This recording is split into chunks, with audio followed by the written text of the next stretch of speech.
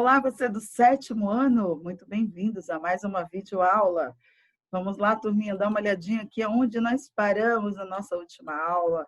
Vamos dar uma olhadinha aqui no nosso material para que possamos juntos continuar aqui as nossas atividades e vocês não percam foco. Nós estamos aí no curso de Robótica Parte 5, onde nós tivemos aí um projeto, né? Esse projeto utilizado a parte mecânica, com conexões elétricas, onde vocês viram quais saídas devem ser utilizadas, tanto para os LEDs quanto para os sensores de luz.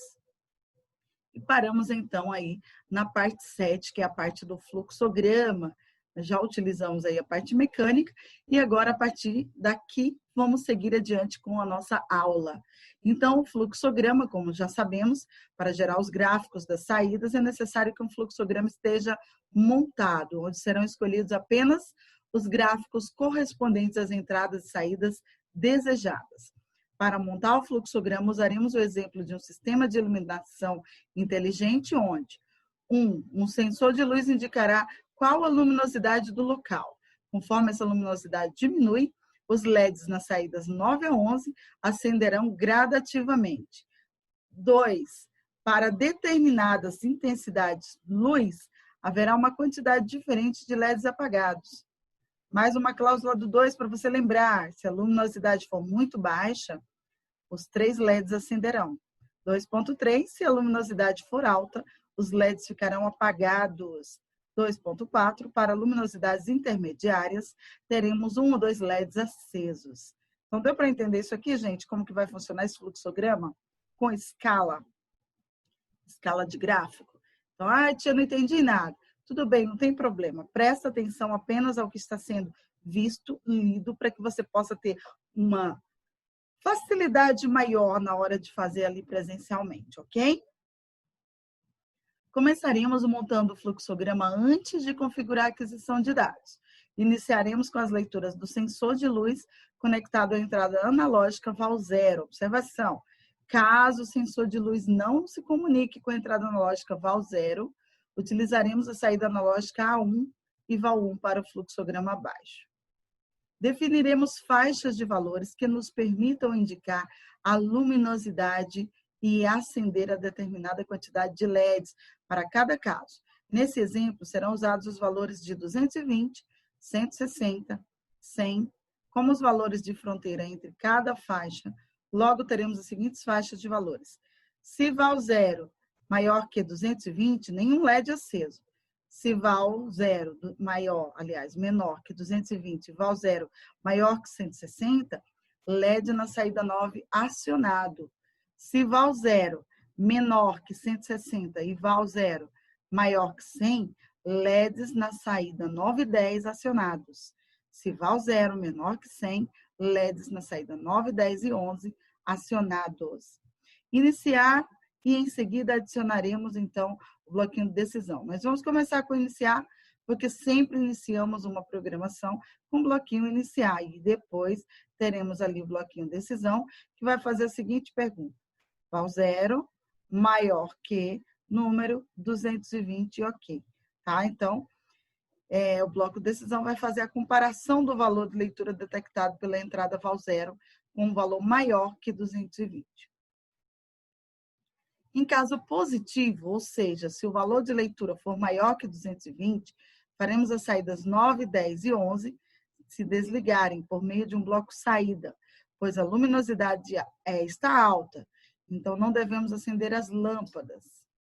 Então, na nossa caixa de edição do bloco saída, saída 9 desligar, saída 10 desligar, saída 11 desligar e ok.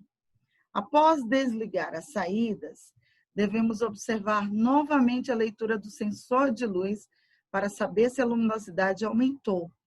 Use as ferramentas linha para conectar um bloco saída ao bloco decisão. Então, nós temos aqui iniciar, se VAL0 maior que 220, a resposta sim, mandar a saída 9 desligar, a saída 10 desligar e saída 11 desligar. Então, o loop da pergunta recomeça.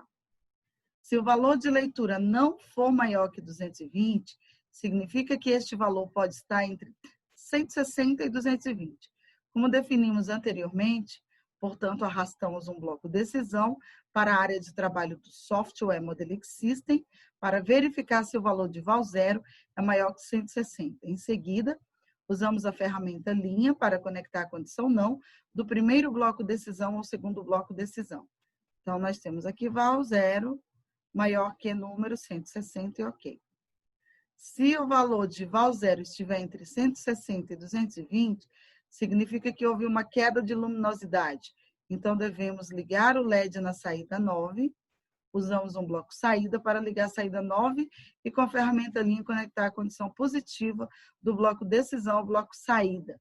Então, nós temos aqui saída 10 desligar, saída 11 desligar e saída 9 ligar. E ok.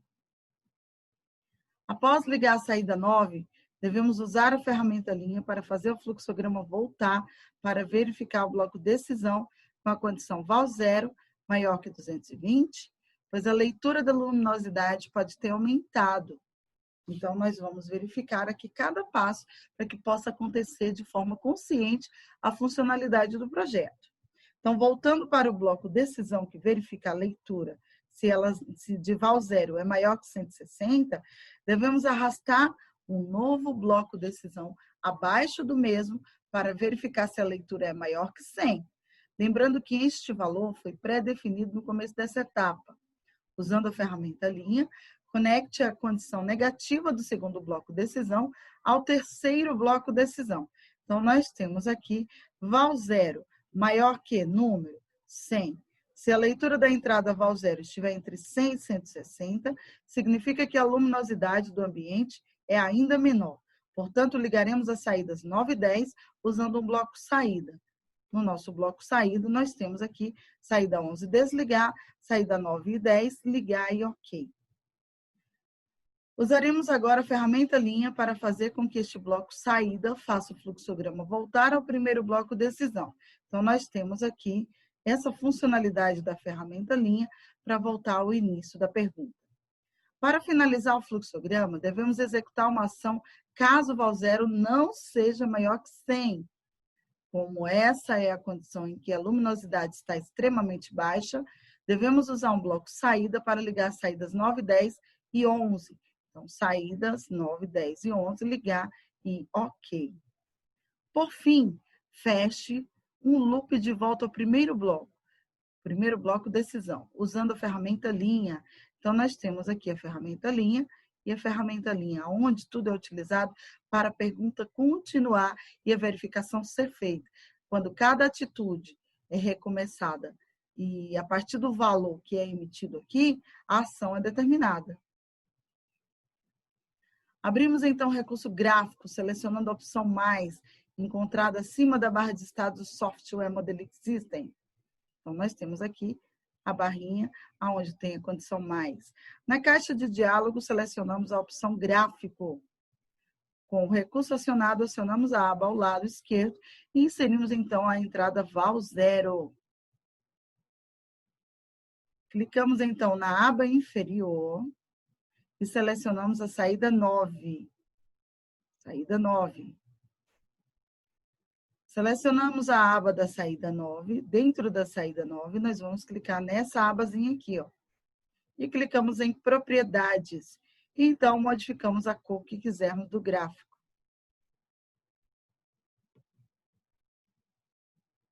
Repetimos o processo para saídas 10 e 11, selecionando uma cor diferente para cada uma, para que nada fique diferente sem você perceber. Com a cor fica mais fácil de ver essa percepção aí dos acontecimentos da escala no gráfico. Nas propriedades de val 0, modificamos então o valor máximo do eixo Y para 300, pois queremos observar valores acima de 220 e não sendo necessário observar valores maiores que 300. Então, temos que alterar, fazer essa modificação para 300 no eixo Y. Essa mudança nos permitirá observar com mais precisão as variações de leitura do sensor de luz. Agora, devemos limitar o tempo de registro do gráfico por 1 minuto. Clicamos, então, nas configurações de gráfico, abaixo do painel de estados. Parece difícil, gente, mas não é não, tá bom? Não se preocupe, assim que você estiver fazendo presencialmente, vamos fazer cada passo com calma, para que todos vocês possam ali utilizar cada passo que você aprendeu aqui e relembrar, na verdade, não é isso? Configure as opções de aquisição de dados para leitura de 1 minuto. Selecionas, então, a opção interromper registro. Então, intervalo, 100 milissegundos, duração, 1 minuto. Haverá 600 leituras feitas, olha só. Então, nós temos aqui a parte de interromper o registro de dados após o período mencionado. Nós queremos um certo período, então vamos utilizar o nosso período. E dimensionamos, então, a janela de aquisição de gráficos no tamanho que desejarmos. Então, nós temos aqui a janela, que pode ser utilizada dessa maneira aqui, com várias cores diferentes. Por exemplo, usei vermelho para val 0, para a saída 9, azul, verde para a saída 10 e um vermelho um pouco mais claro, mais bordô, para a saída 11. Apertamos o play e façamos com que as leituras do sensor de luz variem utilizando as lanternas ou colocando a mão sobre o sensor de modo a passar por todas as faixas de variação definidas nos blocos decisão. Veja só, então, abaixo o resultado final da simulação. Nós tivemos aqui uma simulação feita, onde os gráficos fizeram toda a medição, olha aqui a alteração, com valores maiores que 220, e quanto tempo durou aqui, ó. Observe através da variação de valores da leitura em val 0, quando as saídas são acionadas e desligadas. Essa simulação pode ser utilizada no sistema real, onde se deseja observar os tempos de maior e menor luminosidade com o objetivo de economizar energia, acionando somente as luzes necessárias. Porém, no sistema real, a leitura será feita por horas. Então, percebam que tudo isso que vocês veem aí na parte de robótica, tem tudo a ver com a realidade, com a nossa vida real. Você não faz uma aula por fazer. Você não faz uma atividade por fazer. Tudo leva você adiante, para o futuro, para que você possa, lá na frente, quando estiver lá no Jovem Aprendiz, por exemplo, ter um conhecimento prévio de robótica, ter um conhecimento prévio e um começo de uma nova profissão, porque, como você pode perceber, a robótica é utilizada em diversas profissões. A título de conhecimento, na nossa volta, vamos fazer uma pesquisa de todas as profissões que a robótica abrange hoje no nosso dia a dia. E digo mais, a partir da robótica, durante toda a pandemia, muitas profissões foram utilizadas e bastante acatadas com os profissionais que fazem home office, porque eles puderam criar esses gráficos a partir do momento que eles estavam criando, porque veja bem o que diz aqui, ó. Observe através da variação de valores de leitura em val 0, quando as saídas são acionadas e desligadas. Essa simulação pode ser utilizada no sistema real, onde se deseja observar os tempos de maior e menor luminosidade. Para quê, tia? Com o objetivo de economizar energia. Então, existe um acionador que aciona, um gerador, posso dizer na verdade, controlado por toda essa parte de robótica programada, claro, que vai controlar e acionar somente as luzes necessárias. Porém, no sistema real, a leitura é feita por horas. Aqui a gente está vendo uma simulação feita por minutos. Nós utilizamos aí uma faixa de referência para que vocês pudessem observar valores com a mão, que vocês possam observar quando passa ali uma lanterna, uma luminosidade maior. Tudo isso nós vamos fazer na aula prática, né? Nós tivemos aí, no caso, um projeto que foi utilizado, onde vocês viram esses gráficos aqui. Porém, na nossa programação da vida real, isso tudo acontece de uma maneira muito maior, muito mais eficaz, para que tudo possa acontecer. Aqui nós usamos um sensor de luz, nós usamos os LEDs, LED vermelho, LED amarelo, e nós utilizamos LED verde também, um projeto mecânico para que pudéssemos observar. Claro que aqui vocês tiveram apenas uma teoria, em parte vocês realmente não o fizeram, vocês apenas observaram como tudo isso vai acontecer desde a programação, desde as partes que serão utilizadas, desde todos os componentes que serão necessários para que tudo isso aconteça, até chegar lá na parte final, que vocês perceberam que todo esse sistema, todas essas peças, essa programação, que tudo isso pode ser observado e criado na vida real para conduzir aí, principalmente, uma programação de funcionamento de luzes. Então, eles fazem toda essa observação, essa criação de gráfico, definida em horas, por exemplo, das 6 da manhã ao meio-dia, do meio-dia às 18, das 18 da tarde até às 6 da manhã novamente, para que possa verificar a luminosidade. E então essa simulação pode ser utilizada na vida real, aonde tudo isso acontece, feito pelos programadores, com o objetivo de economizar energia. Então é muito importante você entender que, finalizando aqui o nosso curso de robótica parte 5, vocês perceberam que toda essa programação que vocês estão vendo acontece nas profissões da vida real. Então, essa programação que acontece nas profissões da vida real são várias. E agora nós vamos dar início a mais uma aula. Agora nós vamos começar o curso de robótica parte 6. Hoje nós vamos iniciar o curso de robótica parte 6, mostrando que ali na parte 5, como vocês viram, foi muito importante, e é muito importante ressaltar, que tudo que vocês veem, tudo que vocês aprendem num ambiente simulador, numa construção de um projeto, tem as profissões designadas para a vida real de cada uma dessas funções e funcionalidades. Tá? Então, vamos lá. Nessa aula, vamos usar o modo simulador e o microcontrolador para controlar o cenário da estufa, fazendo a montagem mecânica da janela do cenário. Então, a parte 1 da estrutura mecânica, como você sabe, utilizamos sempre uma lista de peças que precisamos verificar se estão todas aqui, ok? Então, para este projeto, nós utilizaríamos o quê? A plataforma U grande, 15 furos, de 1 por 3 por 1, 3 conectores 2 por 3, uma plataforma plástica 5 por 9, 2 polia 30 milímetros, um cabo extensor duplo, um sensor de toque 3.7, uma fonte de alimentação, um microcontrolador 3.6.